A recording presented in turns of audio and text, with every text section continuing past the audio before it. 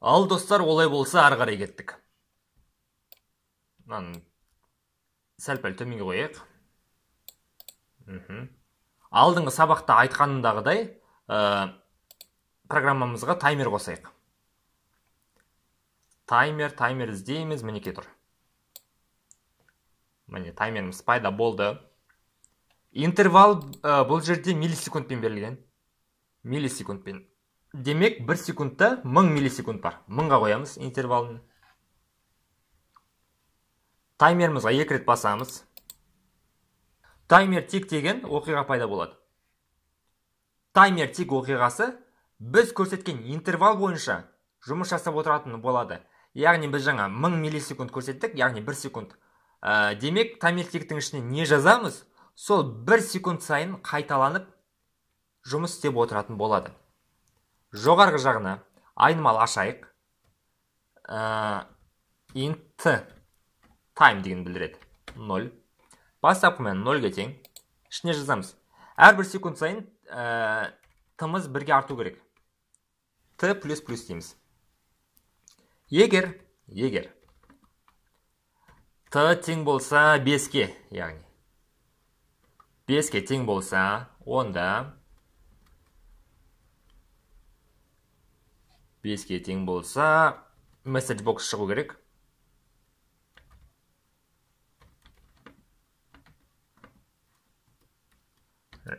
Жылдамырақ есепте деп. Жылдамырақ есепте.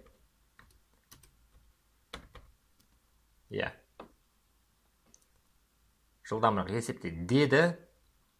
Енді формамыз қосылған кезде таймерімізде бірге қосылу керек. Ол үшін form load деген оқиғаны тауып аламыз. Соңына жаза салайық. Timer 1 нүкте enabled true дейміз. Таймер қосылсын бізде. Программаны іске қосамыз. Компиляцияға жібереміз.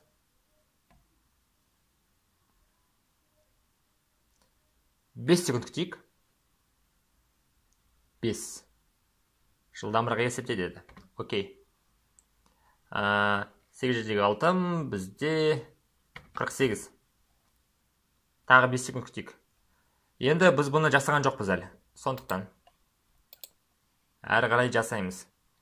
Жылдамырақ есепте дегеннен соң тымыз қайтадан басынан басталу керек. 0-ге тең есіреміз. Т 0-ге тең. Дәл солай. Мына жақта да Enter батырмасын басқаннан кейін де Т-ны 0-ге тең есіреміз. Қосып көретін болсақ. 9/8 72. 1, 2, 3, 4, 5. Міне. Жылдамырақ есепте деді. Бірақ көріп тұрғандарыңыздай, уақыт біткеннен кейінде мұна жүректеріміз өшіп жатырған жоқ. Сондықтан не істейміз? Мұна жерге жазамыз. Жылдамырақ есепте деді. Сонымен қатар wrong қосылу керек. Wrong плюс. Және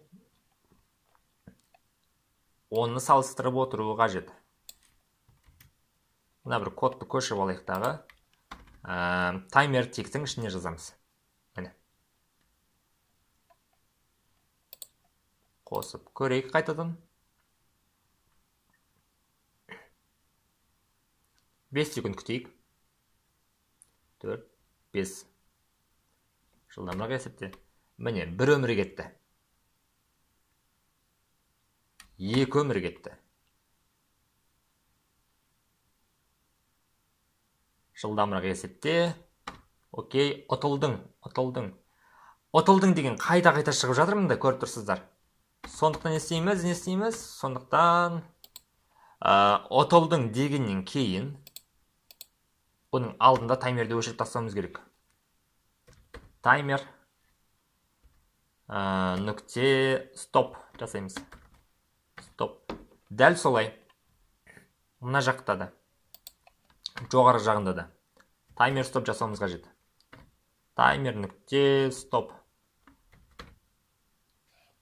Болды міне.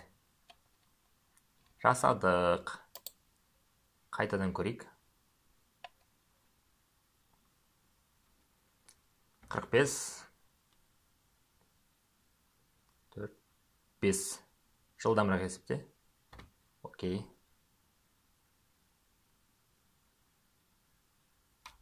Окей. Жылдамырақ есепте. Ұтылдың. Міне, ұтылдың деп қайта-қайта бізге қақсап жатқан жоқ, бірақ рет қана шығарды. Бітті. Енді бағдарламамызды әрі қарай жетілдірейік. Біз жаңа қосқан таймерімізді қолданушы қанша секунд қалғанын мына жақтан көріп тұрған жоқ. Сондықтан да біз аламыздағы Progress Bar деген компонент қоямыз мына жерге. Бұл жолақша болады, ұзынан ұзақ жолақша. Мынандай болсын. Progress Bar'ды аламыз. Бастапқы мәні value, яғни 0-ге тең. Ол дұрыс. Минимум саны 0-ден бастап 100-ге дейін болады. Яғни 0-ден басталадыдағы 100-ге дейін барады деген сөз. Адым саны бізде 5 секунд болғандықтан, қазір ол 10 адыммен жүріп жатыр. Егер 10 адыммен жүретін болса, әрбір секунд сайын, онда ол 50-ге дейін ғана барады деген сөз. Демек, мына жерге 20 қоямыз. 20 адыммен жүгіру керек. Сондықтан, енді мына жерге жазамыз. Таймер 1-дің оқиғасын тауып алайық. Таймер 1 мына жерде. Бұлай деп жазасыздар. Progress Bar нүкте. Perform step. Болды, қосамыз.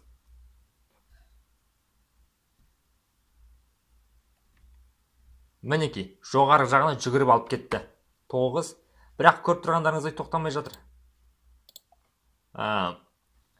Дұрыс жауап бергеннен соң, ол бірден басынан басталып кетуі керек. Сондықтан, мына жерге жазып қояйық. Progress Bar 1 нүкте value тең болады 0-ге. Осы жерге де жазамыз. Сонымен қатар жылдамырақ есепте деген жерден кейін де жазамыз. Progress Bar 1 нүкте value тең болады 0-ге. Міне, 2 жерге жазып қойдық.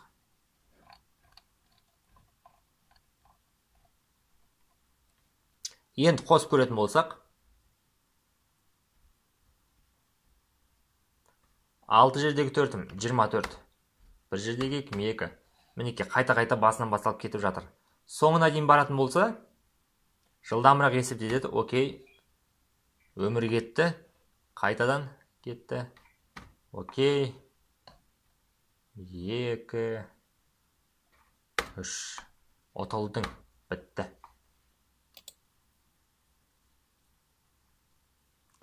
Бағдарламамызды әрі қарай жетілдірейік.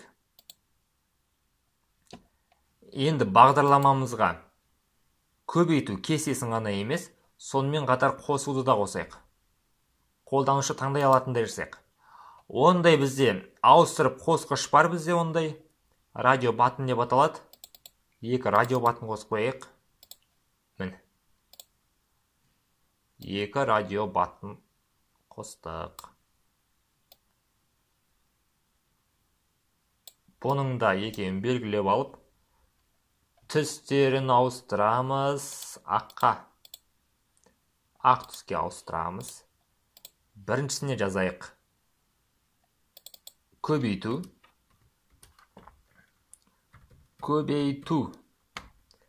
Екіншісі бізде болады. Қосу. Ауыстырдық.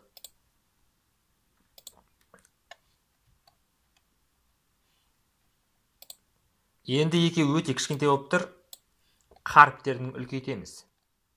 Екеуін бірдей белгілеп алып, фонт қасиетінен баяғы сол калибри таңдаймыз қайтадан. Калибри.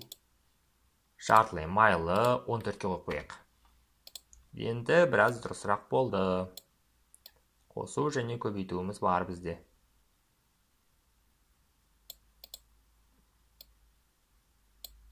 Міне, Екі ауыстырып қосқыш бар. Және қалыпты жағдайда бізде алдымен көбейтуіміз әрдайым қосылып тұру керек. Бағдарламаны қосқан кезде. Сондықтан қасиеттер терезесінен check деген қасиетін тауып аласыз. Оны trueға ауыстырасыз. True. Міне, көбейту таңдалды. Қосайтын болсақ, екеуін көріп тұрғандарыңыздай ауыстырып қосуға болады. Енді, екеуін ауыстырып қосқан кезде, мына ортадағы тұрған символымызда ауысуы қажет. Ол үшін көбейтуге 2 рет басамыз. Ол бізде текстбокс 2. Ол бізде label 2. Label 2 нүкте текст. Тең болады, не дейміз? Көбейту дейміз. Көбейту. Дәл солай. Қосуға да жасаймыз.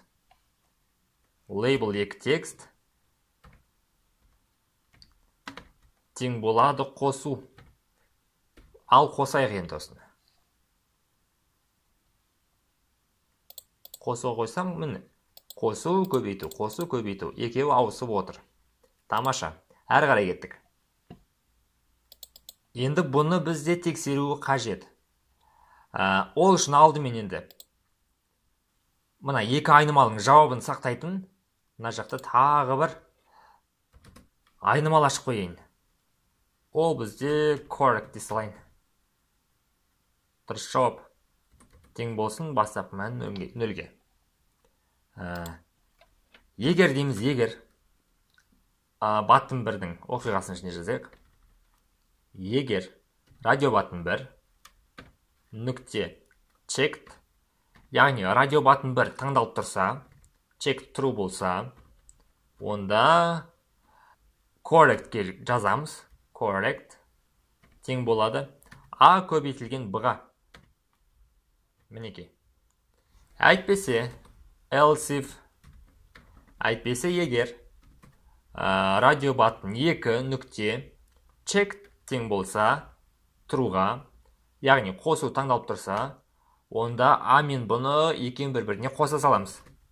Correct тең болады А қосылған Б-ға. A қосу B. Енді, жай ғана мына жерде A көбейту B деген жерге correct қоя саламыз. Correct. Бітті.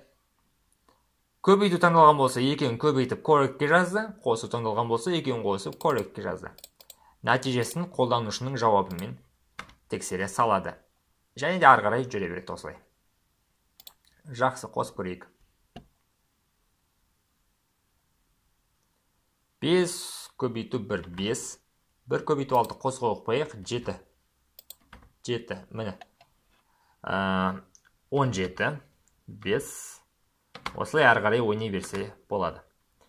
Өте пайдалы жаттығу, көбейту кестесін жатта. Енді осы жерде қарап тұрсаңыздар, көбейту кестесін жатта деген біраз келмей қалды қосуға. Сондықтан біз не істейміз? Аламыздағы көбейту кестесін жатта деген орнына қате деп жаза салайық. Қате. Енді қосатын болсақ.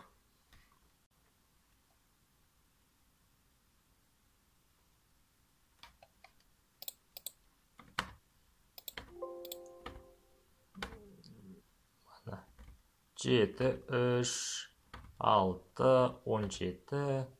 Осылай кете береді.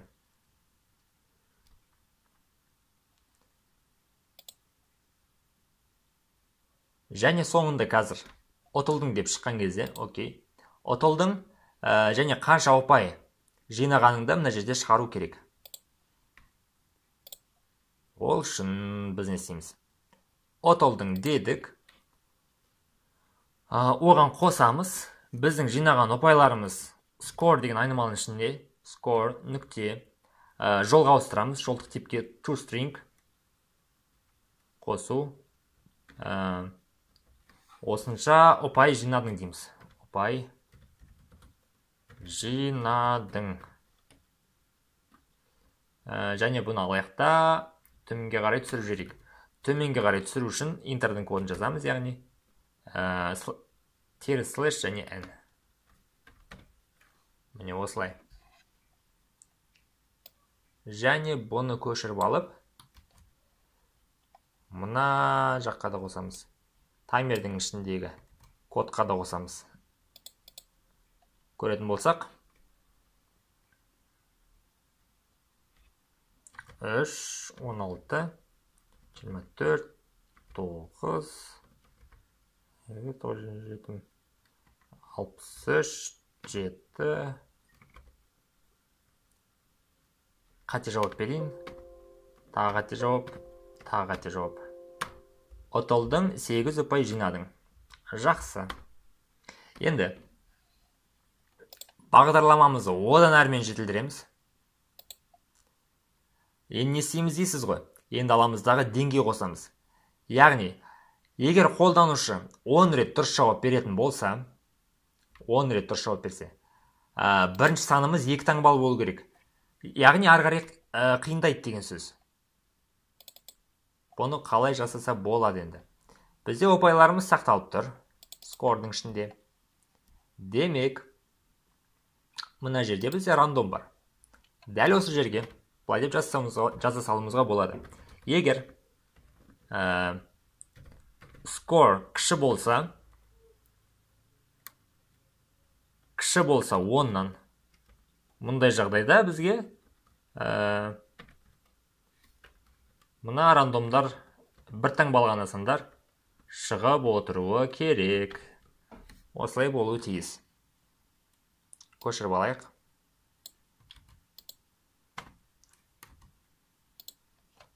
Әйтпесе егер else if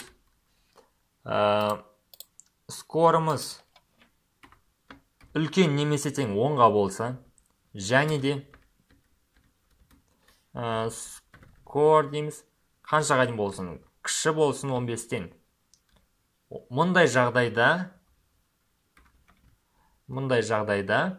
бірінші санымыз 2 таңбалы болады. 2 таңбалы сандар дегеніміз 10-нан бастап 100-ге дейін. Иә. Әйтпесе егер, одан ары қарай қиындатайық. 15-тен үлкен және 20-дан кіші болса, онда екі жағы да 2 таңбалы болады. 2 жағы да 2 таңбалы. Әйтпесе егер одан да көп ұпай жинайтын менталды арифметикамен қатысатын қолданушымыз болса, онда мына жерге 20-дан үлкен дейміз. Және ары қарай осымен бітіре салайық. Сіздер ары қарай жасай берсеңіз де болады негізі. Бұндай жағдайда 1-ден бастап 1000-ға дейінгі сандар шықсын. Мына жерге де дәл солай. 1-ден бастап 1000-ға дейін. Ары қарай сонымен ойнай береді. Ал қосайық біздің супер бағдарламамызды. 10 рет жауап беруге тырысайын енді. 32, 10, 18, 3, 9, 8, 18, 972. Мінекей. Так, 40, 340, 12, 212, 32, 24, 27. Ай, үлгермей қалдым. 32, 28,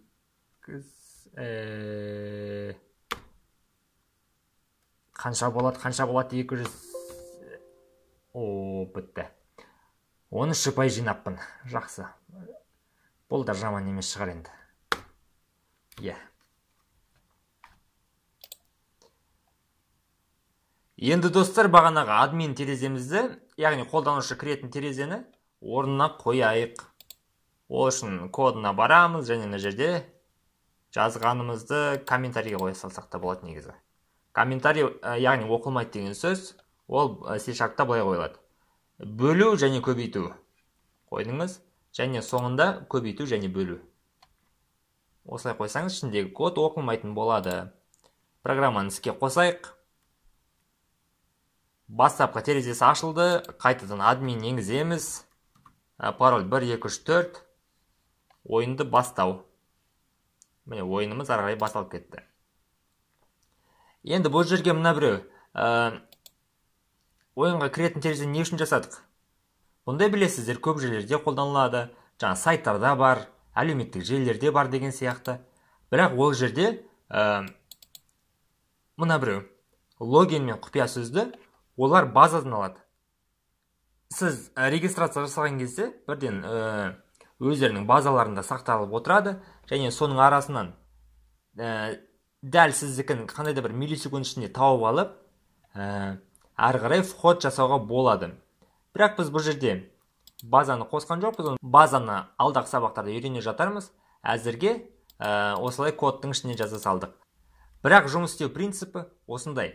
Ең басты осыны біліп алсаңыз болғаны, аса қиын емес. Программаны жасау барысында біраз жерлер түсініксіз болып жатса, ол үшін уайымдамаңыздар. Ол уақыт өте келе үйреніп алатын боласыздар. Бүгінгі сабақта жай ғана қайталап отырсаңыздар жеткілікті. Бізде сонымен қатар курстарымыз бар. Ол жерде мына жерде қолданылатын барлық негізгі элементтермен танысамыз, жұмыс жасаймыз. Бүгінгі сабақтағыдай жылдам емес, әрқайсысын жеке-жеке толықтай үйренетін боласыздар. Курсқа қатысқыларыңыз келсе, біздің WhatsApp нөмірімізге, Instagramдарымызға, немесе сайтымызға заявка қалдырсаңыз болады. Онда осымен сабағымыз аяқтайық. Егер сабақ ұнаған болса, лайк басып, төменге міндетті түрде пікіріңізді қалдырып, өз сұрақтарыңыз болса, жаза отырыңыздар. Осымен бүгінгі сабақты аяқтаймыз. Келесі алдағы сабақтарда кездескенше сау болыңыздар.